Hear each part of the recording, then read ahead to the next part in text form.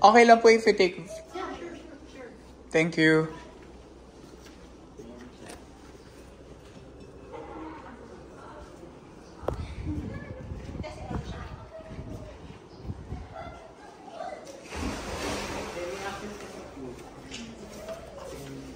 So, kunyari, gusto mo makita yung mga bata na naliligo. Kasi yung concept ng wife ko, open space talaga. Kasi normally talaga lagi din kami nag-Airbnb. So, parang yung naging inspiration na. Gusto talaga niya na kahit anong galaw ng mga bata, makikita.